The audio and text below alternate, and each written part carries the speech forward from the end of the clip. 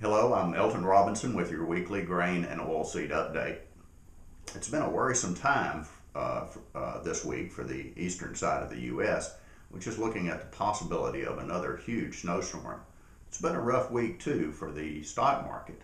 The situation is best described by a lighthearted analysis which I found online, and I'll share that with you after a brief look at exports for the most recent week. This export summary is based on reports from exporters for the week ending January 14th.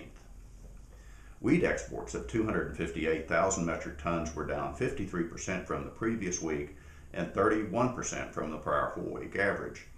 Japan, Guatemala, Mexico, South Korea, and the Dominican Republic were primary destinations.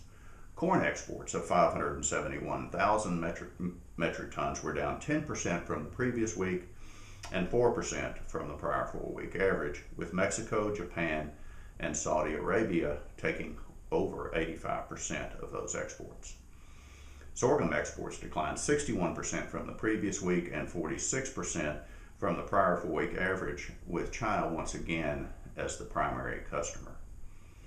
Rice exports climbed 76% from the previous week and 84% from the prior 4-week average, with Mexico, Haiti, Costa Rica, Saudi Arabia, Canada, and Taiwan as primary customers.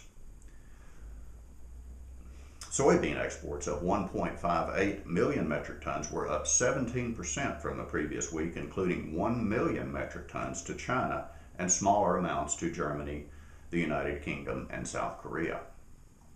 Soy meal exports were up 15% from the previous week, with the Philippines, Ecuador, Thailand, and Mexico as primary customers. Soy oil exports of 40,000 metric tons were down 26% from the previous week. Beef exports of 9,800 metric tons went primarily to Japan, South Korea, Hong Kong, and Mexico. Pork exports of 17,000 metric tons went primarily to Mexico, Japan, and China. And now for that analysis of the stock market that I promised. Helium was up, feathers were down, paper was stationary.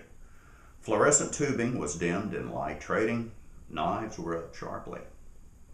Cows steered into a bull market, pencils lost a few points.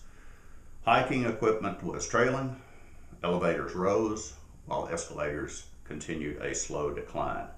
Weights were up in heavy trading, light switches were off.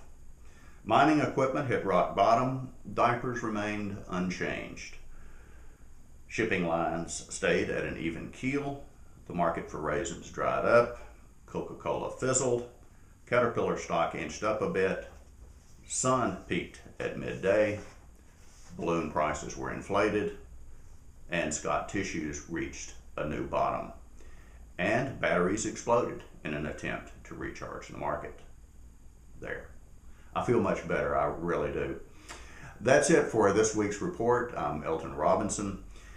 Put a log on the fire if you're staying home, but if you have to travel, be safe. See you next week.